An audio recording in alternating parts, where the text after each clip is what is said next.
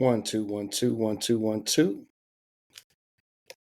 Good morning and welcome to a very special edition of the I Am the Possible podcast experience, the live experience. Wanted to do something a little new this morning, a little different this morning. And so I should be live. I should be streaming this morning to both Facebook as well as YouTube. And hope and pray that from a technical perspective, everything is connected because we're going to roll with it. Today, I want to talk to you about suffering and supply. Suffering and supply. I want to be an encouragement to that individual out there today that may be suffering. You may be going through a season in your life, a time in your life where you're suffering. There's something that's tormenting you, something that's challenging you, something that it's like a thorn, even as the Bible talks about a thorn in your side, and you just can't seem to shake that thorn. It's there and it's been there.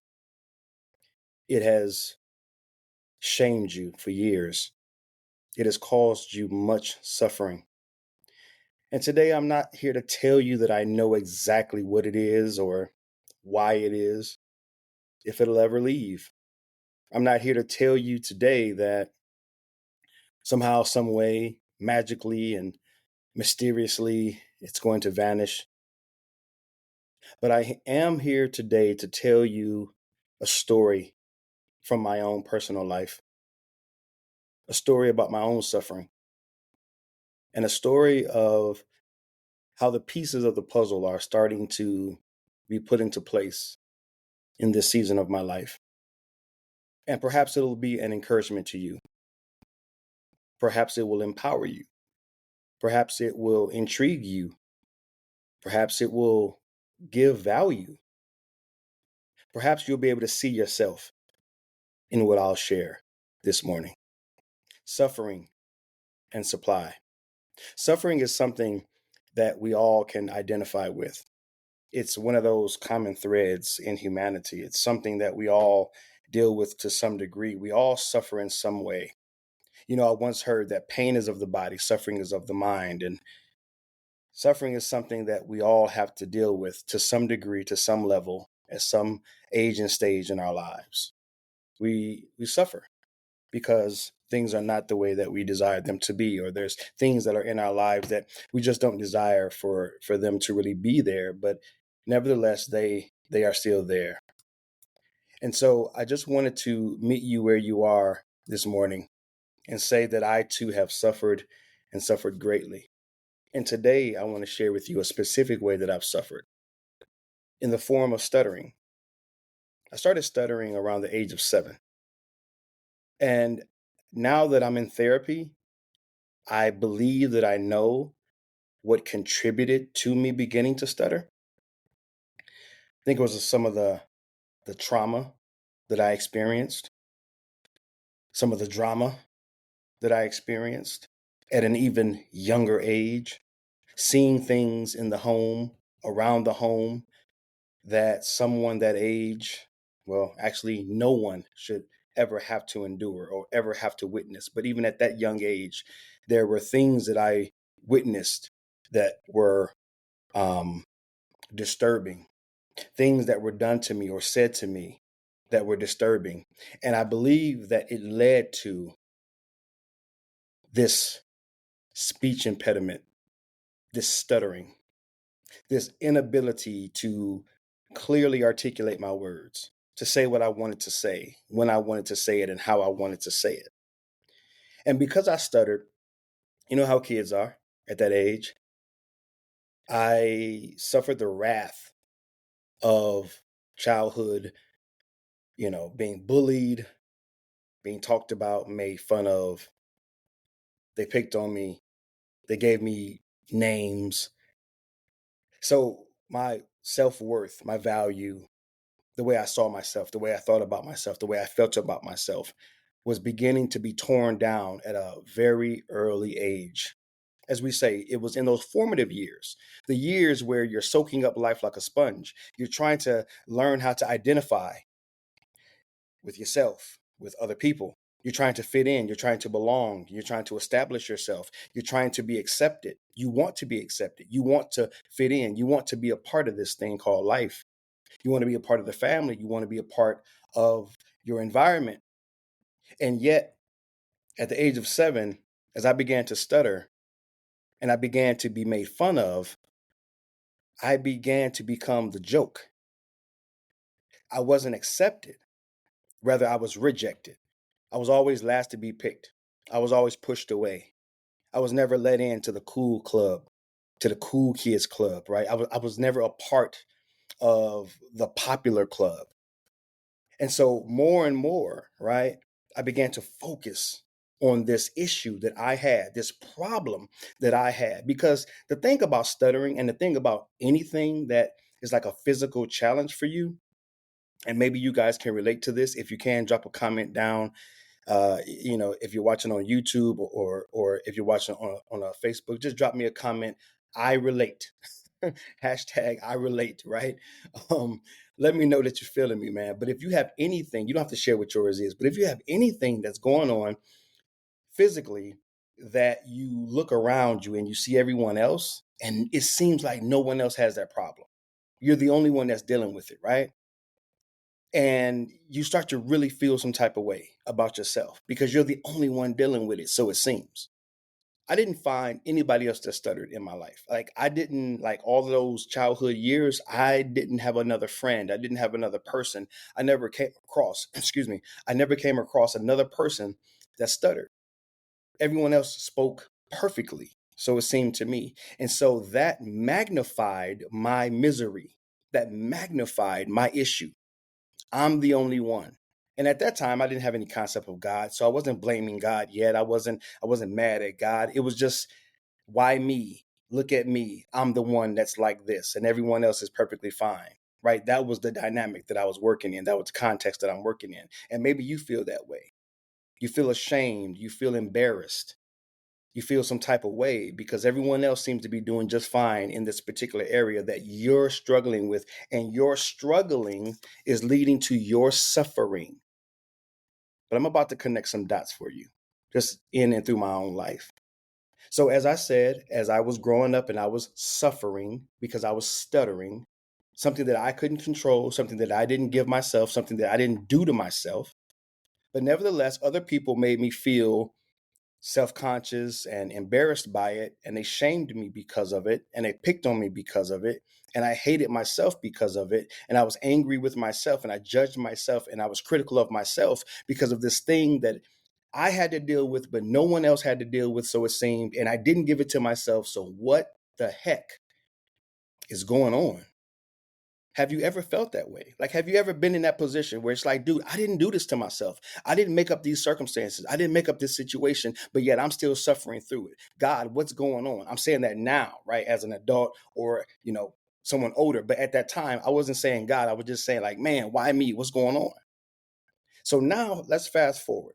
All right. I don't want to belabor that point too long. I think you guys get it. I suffered. I cried a lot. I was isolated a lot. I was on my own a lot. I had to make up a lot of my life right here in my imagination. Okay. But I'll save that for another stream. So this was my childhood, my early teens. It wasn't until I got into high school that I started to speak a little better. So got into high school, still had the stuttering problem, still couldn't quite get some words out, couldn't start some sentences because they started with certain letters. It was just kind of like a tongue tie situation. But I got through, right? Got through high school, and fast forward coming into adulthood now. I'm leaving a lot out because I want to get to the supply piece, because some of you may be saying, what is this suffering and supply? What do you mean by supply? Okay, so let's fast forward. Now at this point, I'm an adult. I'm married. I've got my first child. We moved out here to Southern California, and I want to share this quick little story just so that you have a backdrop as to why I believe this, and then I want to connect the dots for you real quick. Okay, so we came out here. We got married in Toledo, Ohio. Shout out to anybody that's watching from Ohio. Shout out to Toledo. We got married in Ohio, and then we moved here to Southern California in 2001. So 2001, we move out here, and I can't remember the exact month or year, but like not too far after that, right? Like not too long after that, I was a part of a men's ministry, and I was invited to speak, to share like a 15-minute message on the life of Jesus. And I don't even remember why they thought I should even share, because at that time I wasn't Pastor Treveal. I wasn't anything. I wasn't speaking, coaching. I wouldn't do anything. I was just new to the area. But for whatever reason, I was picked and given the opportunity to share this 15-minute message about Jesus. And so I did. And Pastor Eric Brown, mighty, mighty man of God, precious man of God, who has gone on to be with the Lord, man, he after I shared the message, he came up to me and he said, Treveal, you are a teacher. Put a hand on my shoulder, looked me in the eye, said, man, you're a teacher. And it resonated with me. Like it did something for me. And I was like, yo, what is this teacher thing? And so, long story short, I just began to research and study and take assessments about spiritual gifts. And I found out that teaching was a spiritual gift. It was a part of the fivefold ministry. And I began to do assessments, learning what a teacher meant biblically, obviously, just generally what it meant to be a teacher, someone who was able, had the ability, the anointing, the blessing, whatever you want to call it. But I have the ability easily to learn information, retain information, and regurgitate information in such a way that others can understand it. I help to make complicated things easy to understand, simple. And so I began to really home in on that. Like, yo, man, that's it right there. Like it felt real. It felt home. I loved to do it. Now that was 2001. Today it's 2025. 24 years later, right? What am I doing right now? Teaching, speaking, educating, coaching, mentoring. I've authored 3 books. Like teaching is what I am. It's what I do. It's a part of who I am. It's a part of the service. It's a part of the supply. It's a part of the supply. There's some beautiful connection that God allows between the suffering and the supply. We all began in the mind of our Creator. We all began as God's idea. And as with any idea, you are an answer to a question, a solution to a problem. That's what ideas are. Answers to questions, solutions to problems. Ideas contribute. They contribute to the world. If and when we have a problem before us, what do? We brainstorm. We come up with ideas. We sit around and we think, how can we solve this? What's the answer to this question? What's the solution to this problem? So we think, we come up with an idea, and then one day, ding, the little light bulb comes on, and we have this grand idea, and then we execute. We bring the idea from the mental to the material, and we solve the problem, or we answer the question. And so you and I, we are God's idea. We are a part of God's imagination. We are a part of God's intention. We are a contribution ultimately to the betterment of society and to this world, but very specifically in the form of a supply. We are designed, created for supply. We are a contribution in and of ourselves. We were designed and created to supply the world with something. One of the greatest things that I've ever heard: the world has nothing for you. The world has nothing for you. You have everything for the world. You're full of something. You are something that is to be given, to be offered, to be contributed. It's what you are. You are God's idea, intention, imagination. That's what you are. And so as we tie the suffering to the supply, it's funny how the very thing that I suffered with, one of many, I'm going to be sharing all of my stories here because I've been mentored by, I've been advised by someone that I highly respect and admire to begin to share my story. Others have said it before. He wasn't the first person to say it. but he said it at the right time, in the right place, in the right season. And I heard it like I haven't heard it before. So I'm sharing my stories, and I'm going to continue to share my stories and share my sufferings. Anyway, suffering with just stuttering. This is the one I'm sharing today. The stuttering suffering is attached to the supply. The supply of what? Well, I am seeing more and more men that don't have a voice in their minds. They lack value in their minds, and they don't have a vision. I believe that a part of what I am to do in this world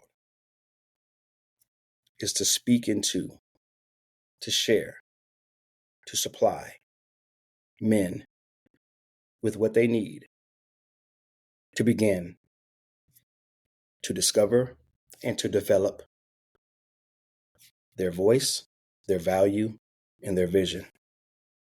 I believe that. I accept that. I've been avoiding that. I was told that many years ago,